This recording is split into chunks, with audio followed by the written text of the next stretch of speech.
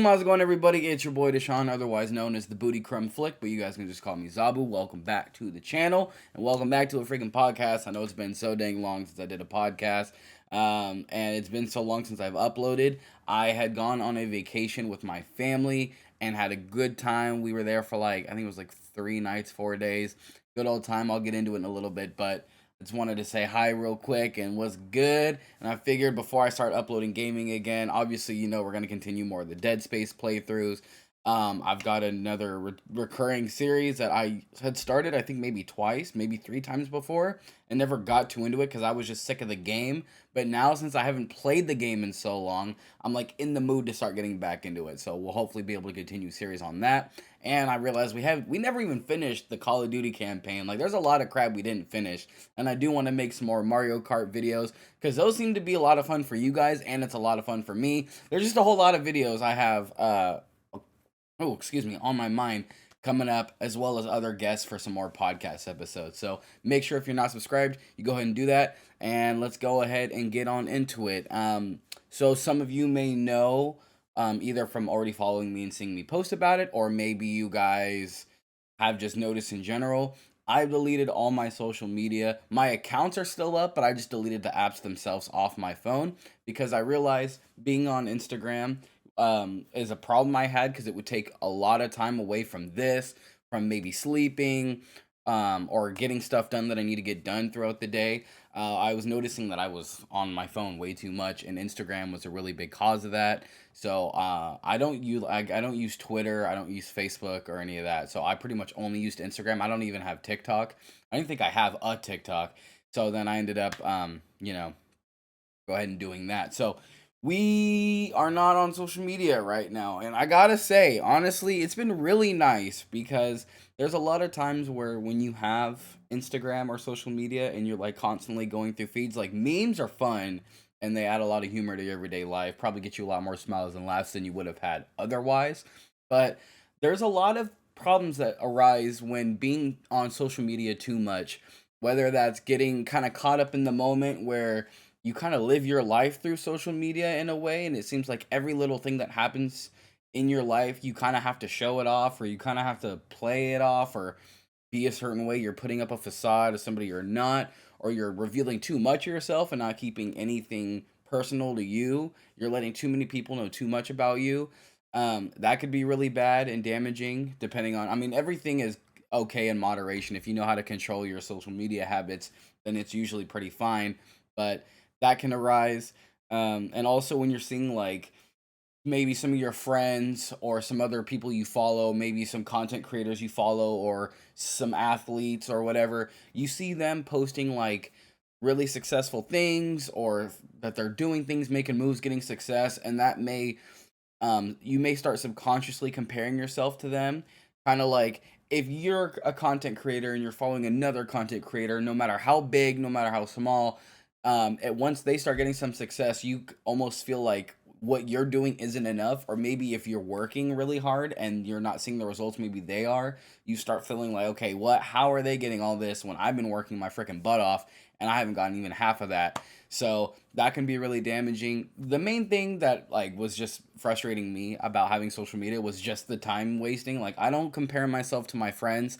I find that when my friends are doing really good, I'm usually like extremely excited and happy for them. I'm usually like really supportive and it hypes me up. There's a lot of people that I hold pretty close that when they do something big, like it really like gets me excited and gets me going.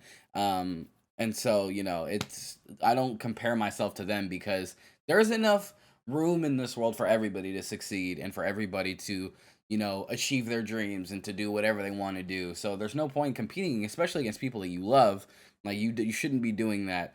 And realize that you're on your own path, your own life path, career path, your own journey.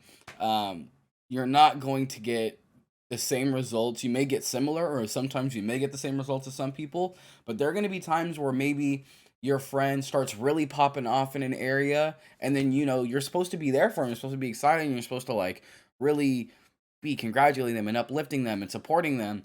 But then you feel like you're not anywhere. You feel like you're kind of getting left behind. Just make sure you're focusing on your own journey. Only compete with yourself. Make sure you're better than you were yesterday every single day, and you'll be fine. And then especially once you really focus on yourself and you start taking the small wins each day, like, okay, you know what? I woke up on time today. I recorded a video and I uploaded it today. Then I cleaned my room. And that means tomorrow all I have to do is a little bit of maintaining my room and I can do my laundry and then maybe I can record again. And then the next day, like, you can just constantly be doing small little wins and constantly building yourself up towards a successful place. So just make sure you focus on that. And deleting social media for me has been pretty clutch. It's also helped me, like, when I see my friends, like when I hang out with my friends in person, it makes the moment a lot sweeter just because I haven't been texting them all day. Like, I don't really like texting anyway. It usually people want to reach me, you got to call me or FaceTime me. I'm terrible at texting. It's fine sometimes, but I really much prefer a FaceTime or a phone call with a plan to meet up and hang out. Well, like when I haven't seen somebody in so long and I don't see how they're doing all the time on social media, like it makes there's so many conversations to have. It's like, oh, how have you been? What have you been up to? What, you're doing that now? Like, you get to catch up, and it's exciting to see people in person. And I think it's made a lot of my friendships either deeper or it started to show how many people are willing to make time to hang out with me or like make plans or follow through with plans. And it really helped me notice, like, if I'm not talking to somebody through something easy to do like a phone, how much do they really like hanging out, like spending time with me. So that also helped me learn a lot as well. So that's been super dope. And also just in general, like how much do I actually hit people up if I'm not on social media? Like it goes both ways. I'm not gonna sit here and be like, yeah, I'm the greatest friend ever, and some people don't value my friendship. Like by no means am I saying that. But it really makes me realize that I need to put in more effort to certain friendships and really making sure I'm seeing people and checking in on people more than just like a post or like responding to the story like, dang, hope you feel better. Sorry about that. Like that's not really checking in on that person. So yeah, no, social media has been pretty great. I do recommend if you're feeling a little overwhelmed, maybe your mind's a little clouded, you're like a little upset or something, just go ahead and maybe even just take a break from it. Maybe just try to limit yourself. Ooh, sorry. Limit yourself to how much you consume all the time and maybe just relax a little bit, and it may do wonders for you in your career and your personal life in a lot of different places. So yeah, that's been pretty cool. um we also do have uh like I said, I did go on a vacation with my family. We went in this like indoor water park slash resort type thing, and it was a lot of fun because I mean, when you're at a water park and it's indoor, sorry, I'm just texting somebody real quick. This is an important text, but while you're doing an indoor water park, you don't have to worry about the weather conditions outside because the weather's been pretty poopy around where I live, especially where we were out there. And it was really cool because since it's so isolated, they keep the temperature warm, so you want to go in the water, and the water's already a little bit warm. So, um, yeah, it just makes it a lot better.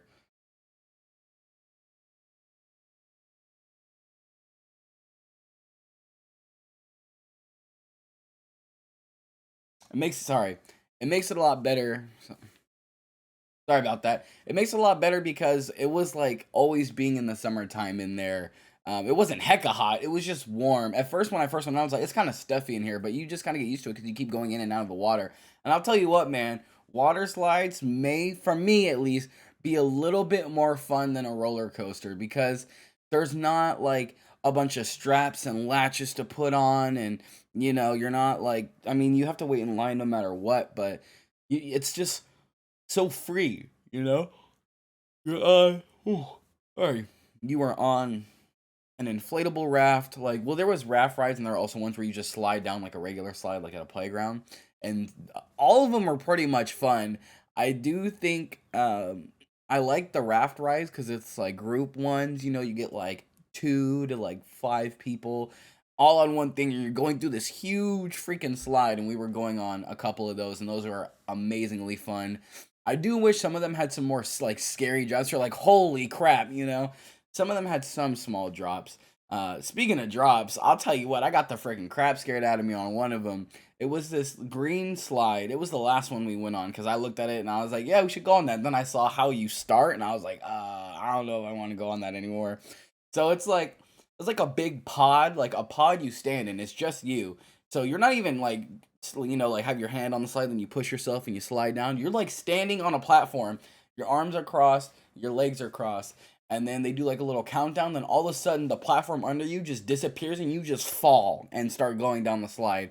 That crap, it's so intimidating. I was actually like pretty scared going in, but I was like, nah, nah, nah. Like, you gotta go for it. You just gotta go for it. You just gotta get on. You just gotta let the ride do what it does. You know, like, you just go for it.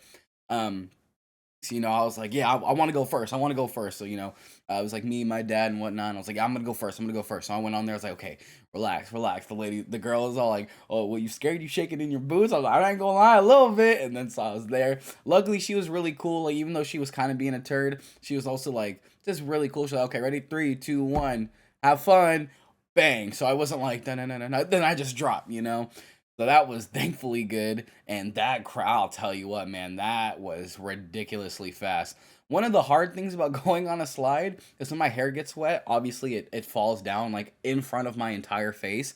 So on certain times I went on some slides, like I was like, wee! Then the hair's in my mouth and like in my eyes, and it's like blinding me, and I have to like, like wipe it off. It's crazy. But that one was actually really fun. You go hecka freaking fast. And the water kicks up in my face so much, I was trying to open my eyes and be like, whoa, like look around where I was going. And every time I did, it was just like water, water, water, water, water. And I was like, all right, well, I guess I'll just close my eyes and feel how freaking ridiculously fast I'm going. It's crazy. So, that was dope. Um, there was also a slide, I almost forgot about this, where it's one of those water slides where the whole thing is encased, like, you're basically in a huge tube. And so it was like, oh, that's like one of the, like, kind of the smaller kid ones. It's not like the baby one where it's like literally just a regular slide. No, it was like it was a decent size. I was like, okay, I'll try it. So I went on it and I was like, well, since this is a small one and it's like a tube, I'm gonna like launch myself to go faster. For the first time I went on it, I shouldn't have done this, but I did it. So I was like, okay, here we go. And I freaking launched myself. I'll tell you what, bro, the freaking speed I achieved. There's a part of the slide where it spirals going down constantly. It's like a big like swirl going down until you hit the end. I was going so freaking fast. I was like almost on the ceiling of the slide while going in that loop part. Like, I wasn't laying down like at the bottom. I wasn't even all the way to the left. I was a little bit higher than that. And I was just like, I am surprised I'm not falling. Luckily, the water wasn't hitting me in my face so I could see where I was. And the fact that I could look down at where I should be laying and I'm constantly going so fast that I can't get there, I was just like, well, this is some crap. I don't know how this is gonna end. And luckily, I smoothed out towards the bottom. But woo, I was a little scared that I was going to freaking fly out of there and like run over some kids or something, dude. I don't know. That would have been quite a sight for all those wonderful families just trying to enjoy a nice family vacation. And all of a sudden, here comes this big old fat 20-something-year-old black guy just like, ah, and then running the kids over. So thank God that didn't happen, because that would have made the trip a lot more interesting, I guess. Definitely a lot more interesting. So it was good times, though. We had great food the whole time. Everything about it was dope. I'm not gonna tell you the name or where I was and whatnot, because I don't want in the future, when the channel gets big, maybe somebody comes back and watches this like, oh well, he went to there one time, so he must be somewhere near there, and then I'm gonna like, bro, chill out. All right. So I also recently went to a grocery store and was looking for some cereal. And oh my god, you guys. Oh my god. Should I get it? Because I have a box now. No, I'm not even gonna get it. Waffle Crisp, my favorite cereal of all time, is back. It is not discontinued anymore. It is back in full swing. It's killing it. It's amazing. I can't wait. I'm excited. Or at least I was excited. I bought 2 of the large size boxes and I already killed one of those in like a couple days. Bro, excuse me. That cereal has been discontinued for like, oh, I think it got discontinued because it was like a 90s cereal. Where did I see it? I saw somebody was holding a box of Waffle Crisp, I think in an episode of The Fresh Prince or Martin, or some 90s black sitcom show. And I was like, oh my god, they're holding Waffle Crisp. What the heck? And then I think it got discontinued for a little while, and then it got brought back, and then it got discontinued for a while, and now it's back again. So when I saw it on the shelf, I was like, there's no freaking way, bro. Like, there's no way. Because I used to have to get the Kellogg's like waffle cereal they have now. I think it's Kellogg's. Um, or the Eggo's waffle. I don't know if that's still Kellogg that does that, but the Eggo waffle cereal, I used to have to get that as a substitute, and it's not as good as the OG waffle crisp. And then a couple like spaces to the right, I was like, oh, oh my god! So I immediately bought it, bro. I was like sent pictures to like my friends and when I was so excited. So that made me want to tell you guys my top 5 cereals for you guys to try. I will say, check, I don't know, maybe if you just have some time, check around the city you live. I guess go to a couple grocery stores and look for a waffle crisp.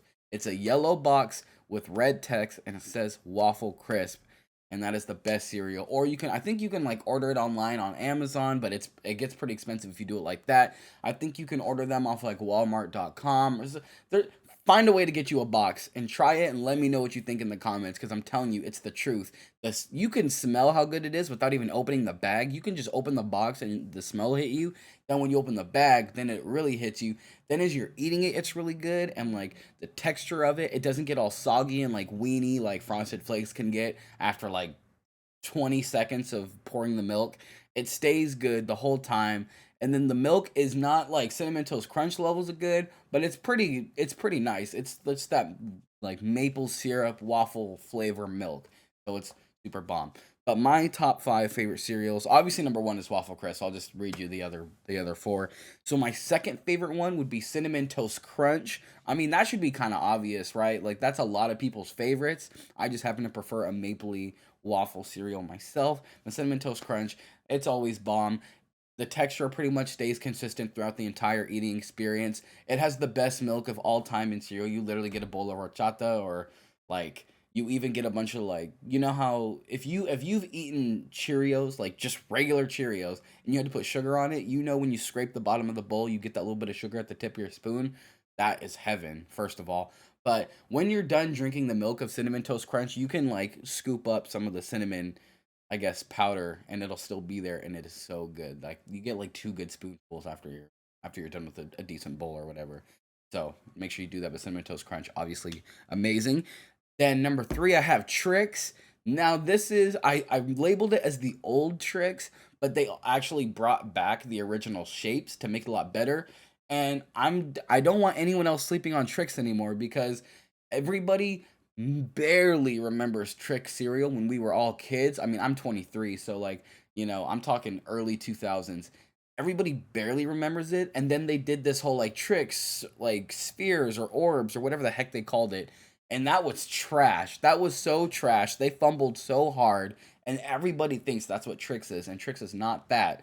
Tricks are for kids, and that would like the rabbit can have the little sphere ones. He can have all those. But then they brought back the original shapes, so you get like the blue flower with like the little red middle thing.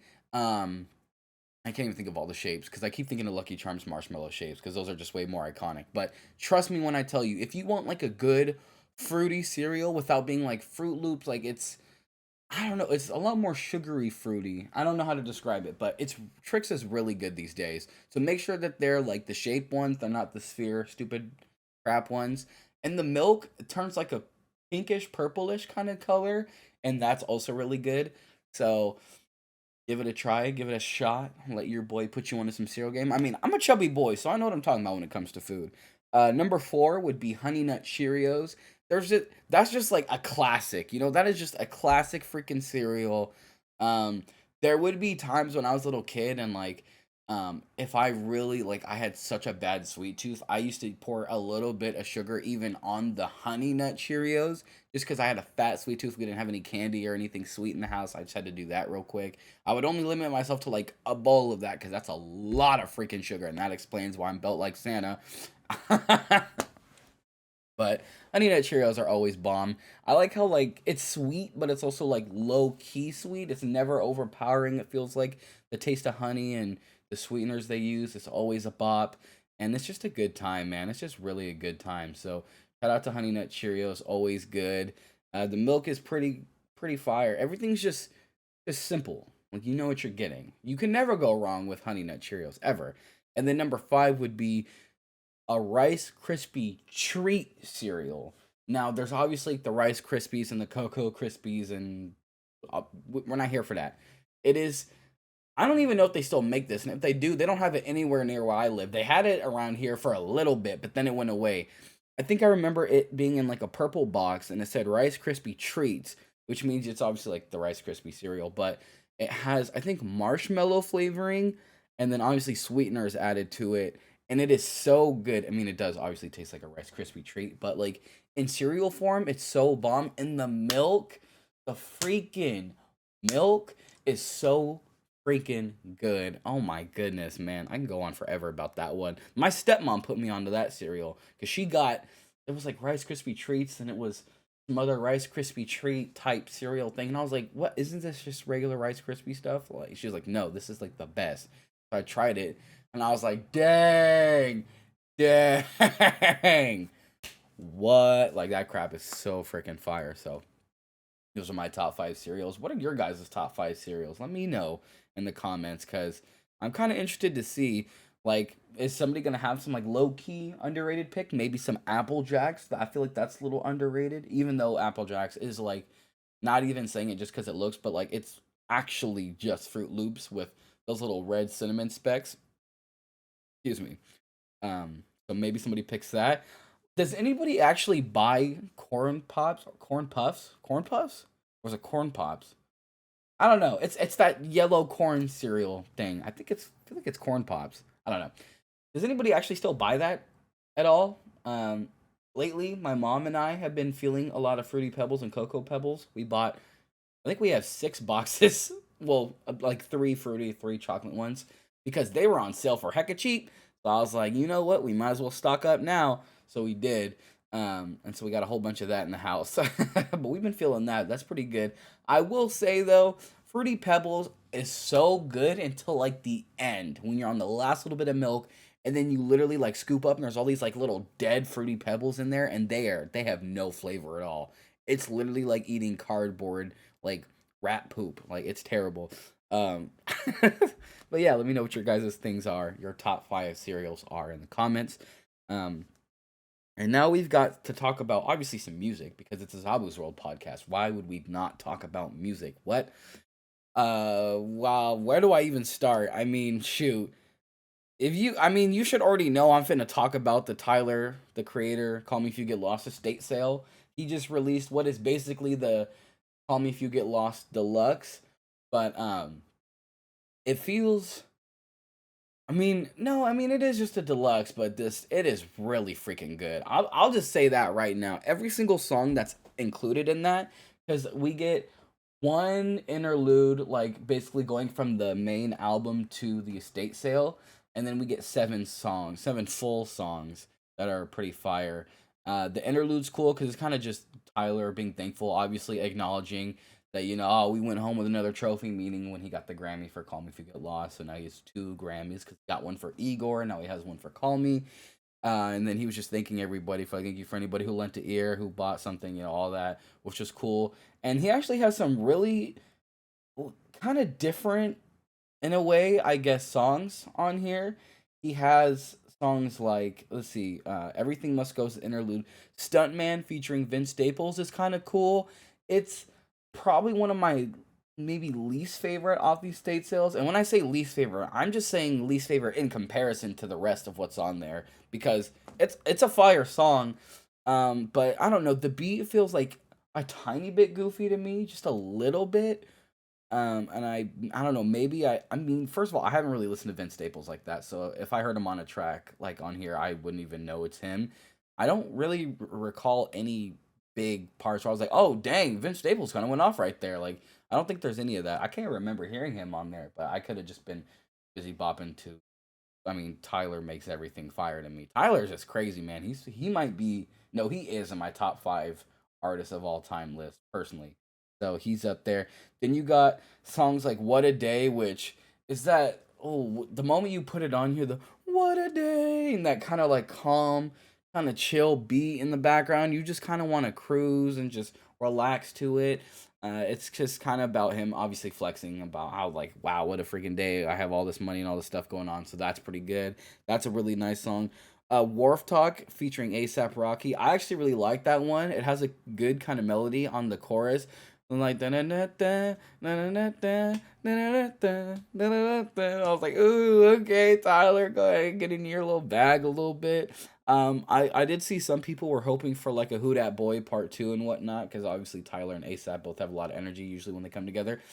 I didn't mind it as much. I know Wharf Talk does have a music video. I haven't seen it, but you can go on YouTube and watch it, which I would recommend you watch a music video for all the ones that he has, because I mean, music videos are amazing. Music videos are super dope.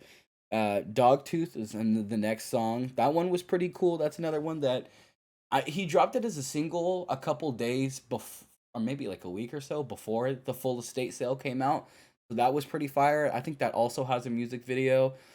That one's also all right. I'm not like, that's not gonna be like, oh my god, this is a transcendent song and this is in my top 10 Tyler list. But another great song. Never gonna need to skip it. It's just a good listen. Heaven to Me is a song with that the beat is produced by Kanye, and you can obviously tell just by the vocal sample and all that. And I actually was really interested in this song a lot. On first listen, I was like, okay, that was cool. But then you start realizing that he's just kind of detailing, like, I guess maybe an ideal life for himself, um, which is dope because he talks about, like, him and this nice house, and, he has a wife, and, like, their relationship's going good, and, like, they go to, like, operas and stuff. And then they have kids, and, like, how him and his kid both have BMX bikes, and he's teaching him how to do a wheelie and all that. Like, it's just a cool kind of moment where Tyler is just visualizing kind of what heaven is to him, like how nice it is, and having the family around and all that is cool. Um, I have to listen to the track more because I think there's more in the lyrics themselves, more storytelling that I didn't get out of it. But those were the parts that were really standing out to me when he was just talking about having his own family. Like, that's dope. You never really hear that with Tyler. Boyfriend Girlfriend has YG on it, who somehow doesn't sound weird. I feel like this song kind of continues the trend of what makes Call Me If You Get Lost really special, in my opinion, where Tyler brought on these artists where I was like, how the heck are you going to make a song sound good? Like, Tyler sound with, like, NBA Youngboy, like, what? And then you got YG on here. It says it's a 2020 demo, but regardless, YG in no way sounds off here, doesn't make sense, doesn't sound good. I mean, he's still spitting kind of, his YG stuff. He's not like, yeah, I'm from Bompton and call me if you get lost in Bompton with the Buckler Bit Bookies or anything like that. No, he got the message. He knew what the mission was and he executed, and obviously it's a good sounding track. I mean, does Tyler ever make not good sounding music ever since frickin' Flower Boy? I don't think so. Well, actually, Cash In, Cash Out, where it was him, 21 Savage, and Pharrell Williams, was a fat disappointment for me. I did not like that song kind of at all. I think the song's okay, but I think I had my expectations way too high, and that song was way under it. But the music video is so freaking cool.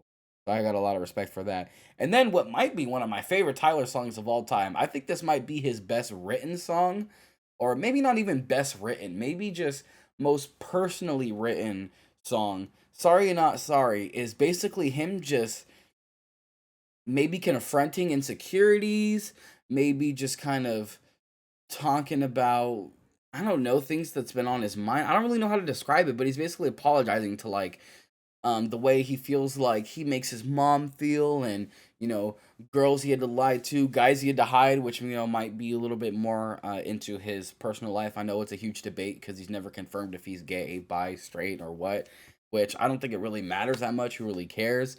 And then he's just being very vulnerable. And if you listen to albums like Flower Boy, or you could even argue, and it's very heavily speculated, that the story of Igor, there's a lot of Tyler's personal life in it. Being, because obviously the story of Igor, where Igor is the character who is and falls in love with a guy, and is like becomes kind of crazed, obsessed over the guy, and is willing to like kill the girl that he's with to finally have the guy to himself. He's like, and if the guy still doesn't want him after that, then he'll kill him too and all that. And then he finally gets over it at the end, which it's dude, Igor is such an album. I love that album. Um, and then Flower Boy, there's a lot of like kind of deep cuts where he's talking about like, relationship problems or just problems in general. But it wasn't. It's mainly like him just writing about kind of stories, maybe just in general, maybe not real stories that are like, this is exactly what happened to me, but maybe lessons he's learned in his own examples. It was basically, it felt like it was never like straight shot. This is me, Tyler. This is exactly what I'm feeling. This is exactly what I'm going through.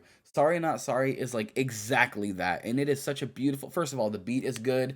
I like the parts where it picks up a little bit and you kind of hear the, instead of like the I'm sorry, I'm not a thing. I'm sorry, no, no, no, no, no, no, no. I'm sorry to these people. It's like, no, hit it again, hit a bop, bop, bop, and all that. I was like, we're turning up. Then it smooths up again. Then you're just like, oh, okay, Tyler. And then the last one at the end. First of all, him doing gunshot sounds. I need more of that. That was so fire to me. I need more Tyler gunshot noises in my life. But it was cool, man. The state sale was freaking higher, man. Higher, man. Golly. Goodness gracious. It was a whole bop. Sorry Not Sorry, before I even forget, has a music video as well. And that music video is so freaking good. So simplistic. There's not too much. It's like, you know how Igor, like the album cover for Igor with like that his face on all black and white, the huge pink color. It's very simple, but it's so iconic and it's so striking and it just pulls you in. That's exactly what the music video is. I won't spoil anything at all. I'll just say if you're a fan of Tyler, Tyler's previous work, like if you're just there's like there's just a lot you can enjoy from that music video. I think the music video also does paint a picture of the lyrics of what's going on, and it's just amazing. And it also shows me maybe what the maybe a little bit of insight of what's coming up from Mr. Tyler. I know that there it has been speculated that Tyler's new whatever his next album is going to be called Welcome to the Disco. And when I was re-listening to Call Me If You Get Lost, DJ Drama at one point does say Welcome to the Disco during one song, and I was like, wait a minute, what the heck? And I rewound it, and I was like, he says Welcome to the Disco, like just keep giving me all these Easter eggs. Like, stop playing with me, Tyler. Can you just drop this crap? So please go watch Sorry Not Sorry, the music video. Watch it through, listen to the song, read the lyrics like off of a page that has the full lyrics as you're listening to it at least once, and just get the most out of that song. It's amazing. I don't know how long its replay value is really gonna last, but in this moment where it's fresh and it's new, just enjoy the freaking heck out of it. And then, go back to listening to, like Running Out of Time, Earthquake, A Boy Is a Gun, 911, Mr. Lonely, Garden Shed. Like, I can go on and on and on. But anyway, let me not sit here and go on a Tyler tangent. Ooh, bars, Tyler tangent. I'm kind of a rapper myself. um, per request of my friend Mr. Landon, the homie, the boy, a very supportive person and a longtime viewer of the channel so far, he suggested that I listen to the album Taboo. I'm going to turn my lights down a little bit because I'm starting to get more and more ridiculously bright. Oh, wow, look at that. I'm actually a regular brown. He recommended a long time ago that I listen to the album Taboo by Denzel Curry because we all know how much I love Melt My Eyes, See Your Future by him. That was one of my favorite albums of last year. And so I decided I would. And gosh dang it, Landon, you were not freaking lying. The first song, the song Taboo itself, like the self-titled song, oh my goodness. The freaking Welcome to the Darkest Side of Taboo. Na na na na na na gums and tattoos. Na na na na da da da da da da da. I was just like, ooh, Denzel, with the nice little groove, the little flow. It was wavy, bro, just chilling. And then the energy picks up a lot on Black Balloons, which is the next song, which is kind of weird because on Melt My Eyes, See Your Future, Melt Session 1, then going right into Walk In, it was my favorite songs of Denzel Curry ever. And the fact that it's back to back right at the top of the album is crazy. It was probably my favorite 1-2 punch of any album of 2022. Like, it was that good. I would even put that over United and Grief and N95, but which I think were the first two songs off. Oh, could be wrong. It was really good. Black Balloons kind of has a lot more energy, a little bit more funk. This like little funky, like I don't know, bass pluck or a lick or something. I don't know. It's just good. Let it flow, let it flow, let it flow, let it flow, let it flow, let it flow by me. Oh, ooh, okay, Denzel kind of me bopping.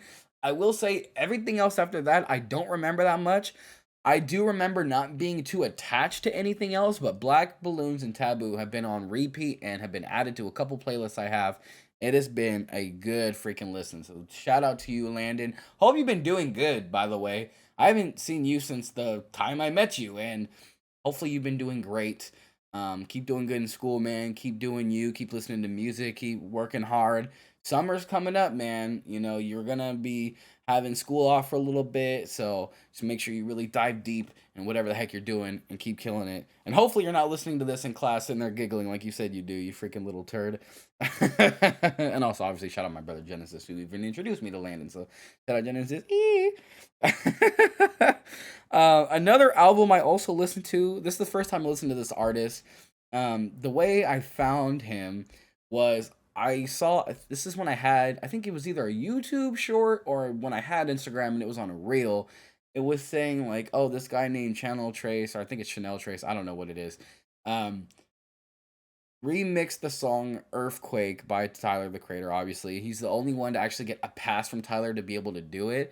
I didn't actually even listen to the actual remix. I was just like, what? Somebody actually remixed that? I'm pretty sure his name is Channel Trace because it's spelled Channel space Tres.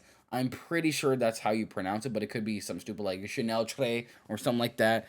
Whatever it is, it was it was pretty cool to see somebody do that. So I was like, okay, I'll check out one of his albums. And I checked out his albums, I Can't Go Outside. And I'll tell you what, it's a very digestible listen. It's not long at all. It's just pretty good. The cover is just him with like a I don't even know what's on it. It looks like a banana type thing. I don't know what is on his face, but it's cool with some glasses on.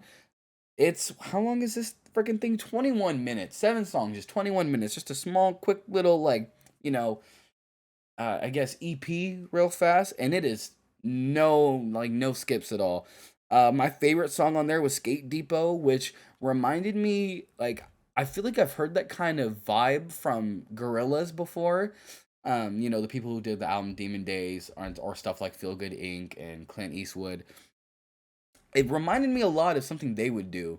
So that was really cool to hear. 2000 Chevy Malibu, sorry, is a really good song as well. And then the song Fuego actually has Tyler on it. So, you know, you can see the Tyler influence, but he's also very unique in himself as well. So if you're in that Tyler the Creator mood, if you're already listening to The Estate Sale or going back through Call Me If You Get Lost, or you've just been listening to Tyler all the time like I do anyway, then give that album a listen. Tell me what you think. I think it'll be a good listen. I do want to go through his other stuff now to see what else is on there, but Channel Trace, pretty fire, pretty fire. Another huge, amazing announcement is that the Death Row albums are back out on streaming services, which is good. So we got classics such as The Chronic and Doggy Style back on Spotify, Apple Music, and any other music streaming service. So go ahead and add all them songs that you needed from those albums back into your playlist. They're finally back. I know myself definitely and a lot of other people were really confused when you wanted to go back and hear certain songs off those albums and you couldn't play them and you're like, what the freaking heck? And you had to unfortunately remove them, and then you had to like go listen to them on YouTube or something, and that's not fun trying to go back and forth between platforms. So go back and listen to them. I will say The Chronic, I re-listened to the whole thing front to back today. I didn't enjoy it as much as I remember enjoying it before. I mean, it still has some of my favorite songs by Dre on there, such as, let's see, what the freaking heck was the names? F with Dre Day is a classic, obviously. Let Me Ride is my favorite song on that album because it's just the beat is so good. Sometimes the little, but I don't even know what the sound is. I guess the synth or something. Little, I don't know. That wasn't a good impression of it. Again, I sound like a whale, and I'm built like one. It can get a little loud, but "Let Me Ride" is a fire song. Obviously, nothing but a G thing.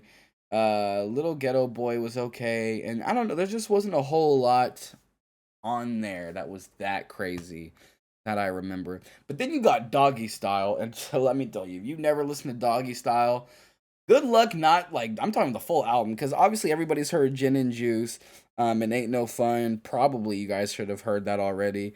Maybe Lottie Dottie, but gosh dang, this freaking album from front to back. I have it on vinyl and it's amazing.